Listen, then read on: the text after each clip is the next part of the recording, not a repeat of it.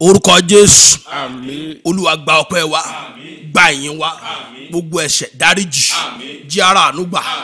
Ẹ̀yin tí ẹ̀ ń ṣe àmì lọ́wọ́, ogun ọjọ́ pípẹ́ ó ṣẹ́nu ayé yín. Ogun ìran ó ṣẹ́nu ayé yín. Ogun tí wọn kì í ṣẹ́ ní ìran tiẹ̀ kí wọ́n ṣẹ́. Wàá máa borí. Ogun ò ní borí ẹ. Bẹ́ẹ̀ l'Olúwa wí. Olùbùkún lọ́lọ́ ìṣọ́.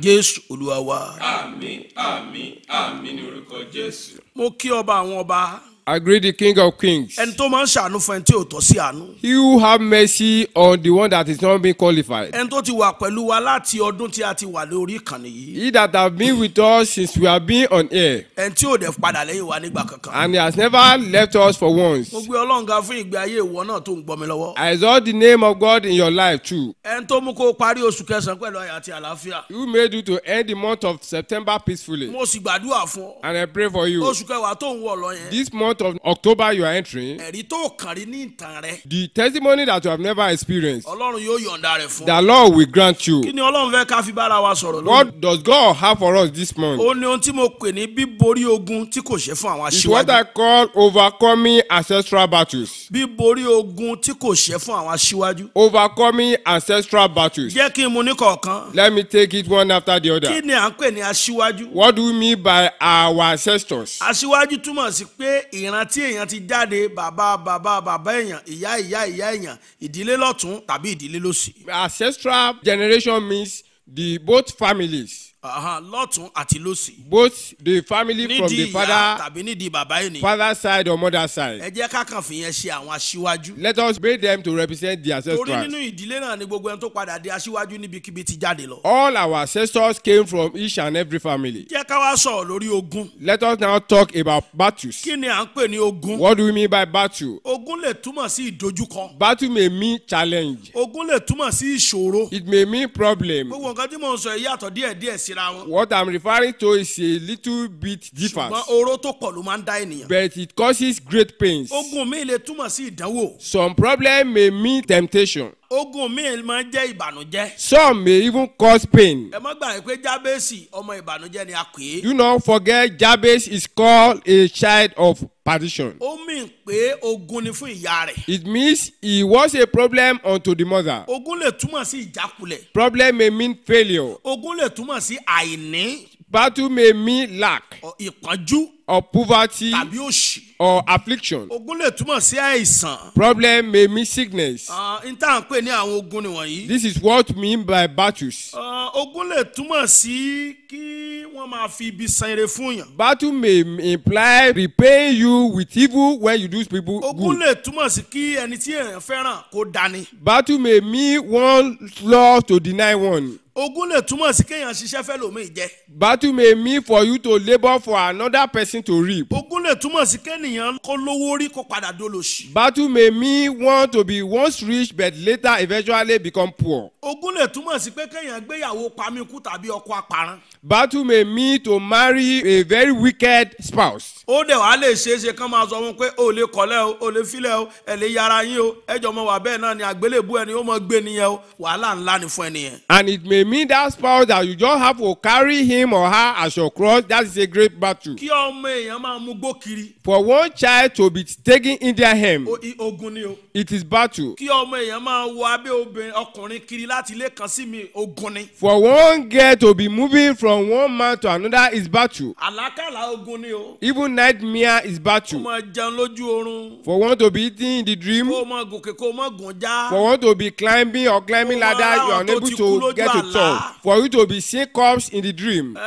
Kéèyàn kó búburú máa lé ni. For wild animal to be pursuing Kí eégún máa somebody. lé ni. For masquerade to be pursuing Kéèyàn máa somebody. gbé London kó máa bára rẹ̀ lórí oko wọn ní Nàìjíríà. For one to be living in London only to meet yourself in your village. Àbí kó máa gbélùú ńlá kó máa bára rẹ̀ níbi tó ti jẹ̀yà rí. Or for one to be living in the city but meet him or herself where he has once Gbogbo nǹkan suffered. jẹ́ ogun. All these things are referred to as battle. Ìjọ mọ̀ pé káyé èèyàn mọ̀ kúrò lójú kan ogun ni. For one's life not to live a sport is equally battle. Ohun tó yẹ kéèyàn fọdún mẹ́rin ṣe kó lọ máa fọdún mẹ́jọ ṣe ogun mà ní. What one wants to achieve within 4 years only to not to be able to achieve it at the age 8 year. Kéèyàn tọkọ ní kó mọ̀ lọ́kọ kó tó yàwó fẹ́ kó mọ̀ fẹ́ yàwó láì jẹ́ pé kò tó ṣe ogun mà ní. For one to be ripe for marriage but unable to get married is battle. Kéèyàn máa fi gbèsè kan rọ́ kan. For one to be settling one debt with another. gbèsè ṣá. Always gbogbo indebtedness. nǹkan tó lè sọ pé òun rà láyé tàbí òun ṣe gbèsè ló fi ṣe. All achievement that he could record is being achieved in indebtedness. kò láṣímẹ́ǹtì náà. All what is able to gather. O kò ní àṣímẹ́ǹtì náà ẹnu ọba kórókòró náà tó kójọ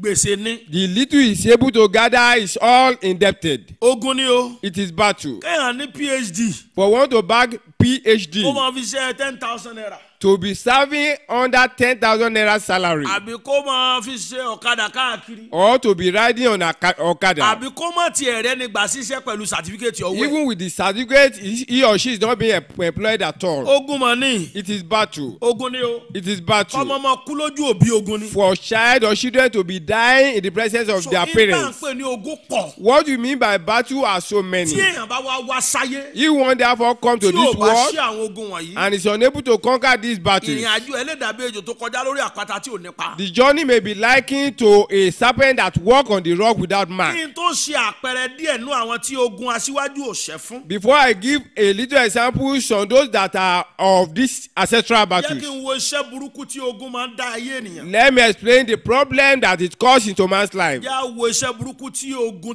tó borí àwọn aṣíwájú máa ń ṣe nínú ayé Let's ènìyàn. consider the problem that ancestral problem about to do cause. bọ̀ kí n tó sọ yẹn. Before that, mo ń padà bọ̀. I'm coming back. bá padà dé àmọ́ tẹ̀síwájú. When I return, we continue. Jésù mi mímọ́ máa jẹ́ kó sọ̀nà.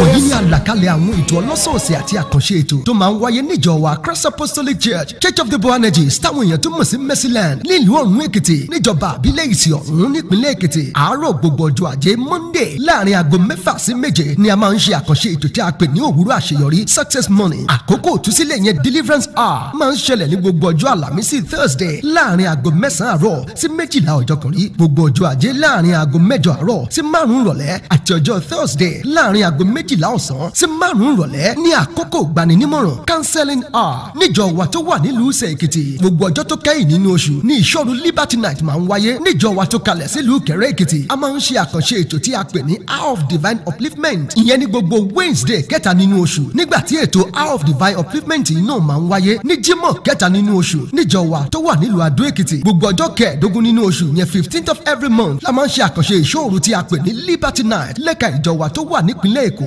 nígbà tí àkànṣe ètò ìyẹn Pray Until You Break Through gbàdúrà títí tó fi làlùyọ máa ń wáyé ní gbogbo Wednesday Thursday àti Friday àkọ́kọ́ nínú oṣù ìyẹn níjọ wa tó wà nílùú Àbújá gbogbo àwọn ètò tá a là kalẹ̀ wọ̀nyí lẹ́ẹ̀tì mọ̀ bá bàbá wa Prophet Adé Ọlọ́gbọ́nyọ pàdé níbi tí wọ́n ti mọ̀ jíṣẹ́ mi ẹ darapọ̀ mọ́ wa kẹ́yìn náà lè di alábùkún fún Jésù lolúwa kò yí padà. Jésù mi mímọ́ máa jẹ́ kó sọ̀nà. ẹ káàbọ̀ padà. You are welcome back. lẹ́ẹ̀kan sí orúkọ mi ni Joseph Adé Ọlọ́gbọ́nyọ. Once again, my name is Prophet Joseph Ade mo Ologmoyo. bá yín sọ̀rọ̀ lórí bí a ṣe lè borí ogun tí kò ṣẹ́ fún àwọn aṣíwájú. I'm talking to you today on how to overcome ancestral battles. mo ti sọ ohun tí ogun jẹ́ fún yín. I've told you what battle implies. mo dẹ̀ ti sọ ohun tí aṣíwájú jẹ́ fún yín. And I've told you what it is being made by ancestral. mo wá fẹ́ sọ oró bíi 10 tí ogun tó borí àwọn aṣíwájú máa ń dá ayé ènìyàn. I therefore want to explain 10 points that this problem do cause. torí àkókò nínú ẹ̀ máa wo àwọn tó jẹ́ pé ogun tó jà bàbá wọn ó padà jà wọn náà àti bẹ́ẹ̀ bẹ́ẹ̀ lọ. Because of this, I will try to explain the problem that bewitch the father and equally come unto the children. lákọ̀ọ́kọ́ Number one, oró burúkú àkọ́kọ́ tí ogun tí ò ṣe fáwọn aṣíwájú máa ń dání. the first pain that it do cause. ó máa ń sọ ìgbọ̀nsán di alẹ́ mọ́yàn lọ́wọ́. It turns the day unto the old age. mo fẹ́ kẹ́ ẹ mọ̀ pé àkókò ṣe pàtàkì nínú ayé wa. I want you to know that time is very important. àwọn kankan wà tó o bá ṣe ní àwọn àkókò kan tó bá padà ṣe kò níyì mọ́. There are some things if you don't achieve them within a certain period, if eventually you do it later, it is not valuable. àwọn kankan wà téèyàn bá rí i ṣe ní àwọn àkókò kan nínú ayé ènìyàn yóò níyì débi pé yóò jẹ́ ìyàlẹ́nu fún gbogbo èèyàn pé irú ọmọ yìí ló ti sáré ṣàdúrù nǹkan bí eléyìí. There are some things if you are able to achieve it within the range of time, people will even value it. a ò sọ ilé kẹ́nikẹ́ni lọ́mọ ìwà ìbàjẹ́ tàbí jalè. We are not saying this that some others may be perpetrating ṣùgbọ́n mo fẹ́ kó evil. o mọ̀ pé God's time is the best, God's time is the best olúwa náà ní àkókò fún gbogbo. But I want you to know that the issue of God's time is the best. There is equally time for everything. eléyìí máa mú wa wọnú ìtàn màmá wa Sarah aya Abrahamu. This will lead us to the story of our mother Sarah, the wife of Abraham. Ọlọ́run dá lóhùn lóòótọ́. Truly, God answered ṣùgbọ́n her. àsìkò tó yẹ kó máa jẹ ọmọ ló ṣẹ̀ṣẹ̀ bímọ. But the time he ought to be reaping the reward of his labor was the time she gave ẹ wo birth. wàhálà tí ó ṣe máa ṣe pé wọ́n fẹ́ wẹ ẹmọ wọ́n fẹ́ ṣe lé wọ́n fẹ́ ṣe tó ẹmọ bọ́ ọmọdé ṣe ń ṣe obìnrin nígbà tá a bá ṣe bímọ. Consider the rigor she will now experience at her old age when he ought to have passed through when she was young. tá a bá sì wò ó fín We dáadáa will consider it greatly. a rí i pé Sarah ò jẹun ọmọ. We will realize that Sarah did not eat the fruit ó of kú the ní child. ọmọ ọdún ẹ̀tàdínláàdóje 127 years. She died at the age of 127 ní years. táìmù yẹn ni Isaac ṣẹ̀ṣẹ̀ pé 37 years. At that period was the firstborn Isaac clocked 37 years. Isaac nígbà náà kò níyàwó Isaac has not got wife, kò lọ́mọ no child. kódà ilé bàbá rẹ̀ ló sì ń gbé. Even he was even living with the parents. ó túmọ̀ sí pé ogun tó ń ṣàn kúrò lórí Sarah yẹn náà tún ti ń ṣàn bọ̀ lórí òun náà. It means the problem that flowed from Sarah have started flowing onto his life. tẹ bá dẹ̀ wo ìyàwó Isaac náà If you consider Isaac's wife, ẹ̀rí pé òun náà tún yàgàn. you realize that she too ṣe was rí pé barren. ogun tí ò ṣẹ́ fún Sarah ó tún ja Isaac àti ìyàwó rẹ̀. Can you see the problem that was not being conquered in the life of Sarah now bewitched Isaac and the ẹ wife? bá tún wo ọmọ tí Isaac náà bí tí à ń pè ní Jacob If you consider the child of Isaac called Jacob, ìyàwó tiẹ̀ náà tún yàgàn. his own wife equally was ó barren. mì ìpogun tó ja Isaac àti ìyàwó rẹ̀ náà ó ja Jacob àti ìyàwó rẹ̀ náà. It means the problem that bewitched Sarah and Isaac are both the wife, bewitched Jacob and the wife. ogun tó borí àwọn aṣíwájú ó máa ń sọ ìgbà ọ̀sán di alẹ́ mọ́yàn lọ́wọ́. Means ancestral problem used to upturn your day. nǹkan kejì tó máa ń ṣe Another thing that it caused, ó máa ń sọ lọ́gbọ́n di òmùgọ̀. it made the wise to become fool. ọ̀rọ̀ ẹ ò ní tà létí ọmọ aráyé. The people will not even value your bíbélì advice. sọ pé ogun dìde sí ìlú kan. The Bible says there was battle against a ṣùgbọ́n city, tálákà kan fi ọgbọ́n gba ìlú yẹn kúrẹ̀ lọ́wọ́ ogun. but a poor man used his wisdom to deliver the city from máa problem. rántí tálákà yẹn. But that poor man was not being ìyẹn ni pé remembered. ọ̀rọ̀ ẹ ò tà lójú wọn. It means they didn't value the word Ó of tiẹ̀ that jẹ́ poor pé man. òun ló gbà wọ́n lẹ́nu dà. Though he was the one that saved them from ó máa ń trouble, sọ lọ́gbọ́n di òmùgọ̀. he turned the wise to àbúrò become lè sọ fool. fún ẹ̀gbọ́n ẹ̀ pé ẹjọ́ ẹ má sọ̀rọ̀ ńbẹ̀ yẹn. The younger may tell the elderly, don't give any ọ̀rọ̀ wo lẹ ní advice. lẹ́nu tẹ́ fẹ́ sọ fún wa. What advice do you have for us? ogun ló ń jẹ́ bẹ́ẹ̀ o. It is battle. ìkẹta kì í jẹ́ kéèyàn bẹ́gbẹ́ pé. Number 3, you will not be able to equate yourself with your ogun yẹn kì í mates. jẹ́ kéèyàn bẹ́gbẹ́ pé o. That battle will not allow you to equate yourself with your ẹlòmíà máa mates. forí pamọ́ níbi tó yẹ kó ti jòkó láàrin àwọn ojúlùgbà ẹ̀. Saul will be hiding himself where he ought to sit among his peers. nǹkan kẹrin Number ó 4, máa ń sábà gbọ́ omijé kíkorò lójú ènìyàn. it normally causes people to weep inú ìwé bitterly. Máàkù orí kẹsàn-án In the book of Mark chapter ẹsẹ̀ 9, kẹtàdínlógún verse 17 sí ẹsẹ̀ kẹtàdínlọ́gbọ̀n. through to 27, arákùnrin kan wà ńbẹ̀ tí ọmọ rẹ̀ ní wárápá. there's a man there that had a child that had leprosy. ó ti dààmú púpọ̀ lórí ọmọ yìí. He was so troubled over the child. bíbélì ń pé ìgbà míì wárápá yẹn á gbé sọ sínú iná. The Bible says the problem will cast him into á fire, gbé sọ sínú omi. even cast him into ó gbé tó water. àwọn ọmọ ẹ̀yìn Jésù lọ. He took him to the disciples of Wọn ò lè wò Jesus. sàn. They couldn't heal ṣùgbọ́n him. nígbà tó rí Jésù. But while he saw bíbélì sọ Jesus, pé ó bú sẹ́kún. Bible says he busted Ó busted sun ẹkún into gidigidi. weeping.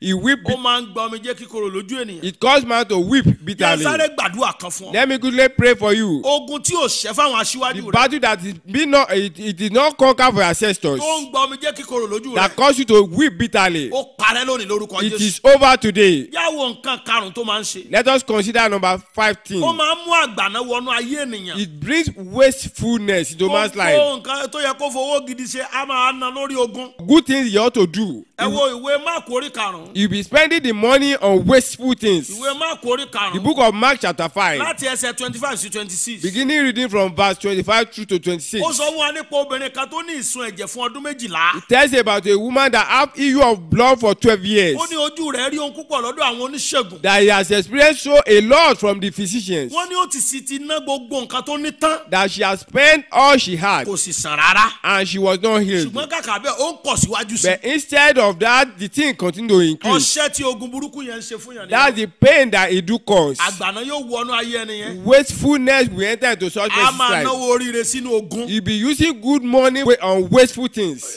owó tí ò ná tí ò ní ní rìsọ́ọ̀tì. The money that you will spend without any kí ni result. nǹkan kẹfà tó máa ń ṣe fún èèyàn. What is number ó 16? máa mú kí ilé ayé sú ènìyàn gbé. It may want to fed up of living. ó máa mú káyé súyàn gbé. You will fed up of living. kí ni nǹkan keje tó máa ń ṣe fún yàn. Number 7, ó máa ń sọ̀yàn dára rìn kiri. just want to become ó lè fugitive. sá kúrò lẹ́kọ̀ọ́ kó sálọ Àbújá. You may leave Lagos only to run to ó tún Abuja. kọ́ pé ọ̀nà wà ní Port Harcourt kó gbàbẹ̀ lọ. And hears that things are better in Port Harcourt than he kàkà kí went ogun there. ẹ̀dẹ̀ ṣẹ́. Instead of the problem to be ṣe over, la máa le sí. things will be irú ẹni compounding. bẹ́ẹ̀ wá lè jòkó síbi kan kó gba kámú. Such person may sit in a place and just believe that kó máa no, rò pé bóyá that bó hope ti has- yan tó nìyẹn. that all hope is lost, kì í ṣe bẹ́ẹ̀ o. that is his ogun yẹn máa destiny. ṣẹ́fọ̀ kí n tó parí That ọ̀rọ̀. problem will over in your life. nǹkan kẹjọ. Number 8, ó máa ń dènà ibi gíga mọ́ ènìyàn. it hinders one from getting to his height. ẹlòmíì tó bá ṣe fún èèyàn báyìí tó bá kù díẹ̀ kán ràn lọ́wọ́ tó bá kù díẹ̀ kó débi gíga wọ́n á tún yẹ wọ́n á tún fẹ́ lòmíì. Some, after they have labored, they have tried, instead of them to get to their height, they will deny them. ẹlòmíì wọ́n á ṣèlérí fún wọn ní múṣẹ́. Some, they will promise them without fulfilling the a máa promise. jẹ̀yà fáwọn èèyàn. He will be suffering for others. a máa fi gbogbo orí ẹ̀ ṣe fáwọn èèyàn. He will be doing all he could to help tó bá kù others. díẹ̀ kó ń jánà. A little to get to make it. a